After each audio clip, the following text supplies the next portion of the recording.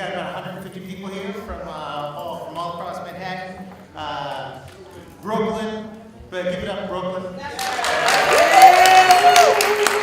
Queens in the house, obviously. And then the Bronx is here. The Bronx is always here. Show of hands. Who loves your child's school?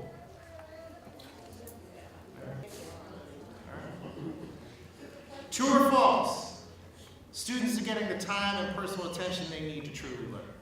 Big question. All right? Just wanted to see how people feel. True or false? Schools are strongest when they are supported by committed parents who have chosen for their kids to be there. At some point, you have to get angry about the way things are and voice that frustration, because we really are listening, and emails, letters, a note.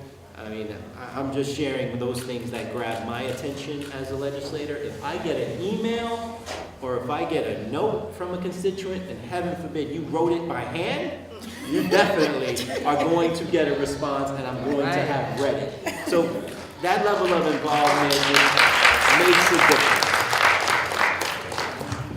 Today, we're sending a clear message. We're here to work together. We're here to support each other, no matter what school you go to, no matter what your family chose for you, no matter what your children prefer for themselves. Us as elected officials need to be responsive to all children and all schools, deliver the resources, and expect accountability. The clock is ticking, and this movement speaks to that.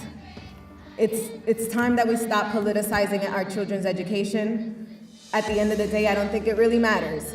What makes a good school is accountability and is commitment from leadership and from parents as well. I'm a strong believer, as someone who has, I think, the most charter schools of any senator in the state.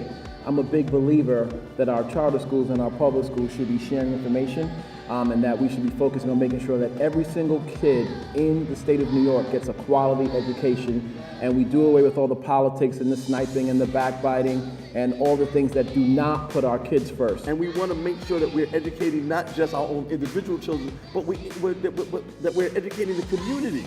Because remember, when your child leaves the house, they're not going just to play with kids at charter schools or going to play with kids at traditional schools. They're going to play with all of the kids. And so if we're not, in fact, educating and grooming and taking care of our entire community, all of our kids are going to be lost. And so we've been partnering with the Department of Education to actually come together and say, what are the things that we all need to work on?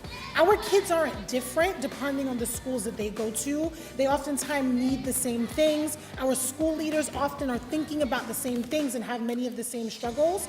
So we've been coming together around doing professional development and school visits across our schools so that we could all learn together. I do worry that there are not enough good schools in my community. And I just want to know, what can a parent do to advocate to the city or anyone to know that they are not satisfied with the options in their neighborhood? Join Student First. Okay,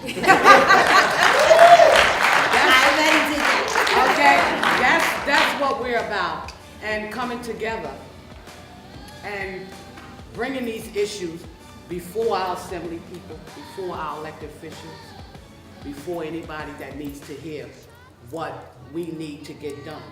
And the point is to be supportive of one another, because we are talking about all of the kids. If you want public schools are fine. If you want to improve your public school, that's fine as well. If you want more charter schools, that's great, but at least you have those tools to make sure that you're voicing your opinion and that you're making it heard. We have to use our C's. We have to use our community. We have to use our communication. We have to use our commitment. We have to compromise. We have to do things collectively. We have to care.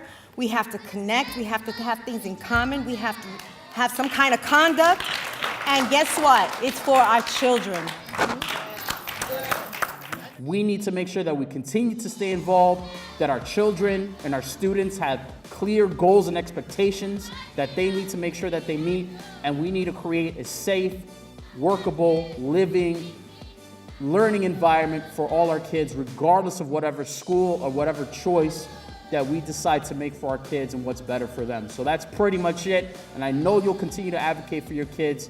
So with that being said, to my colleagues, thank you, and we hope to see you. This isn't the last time we see you. We'll continue to see you as you advocate for not only your kids, but for all our kids. Thank you so much.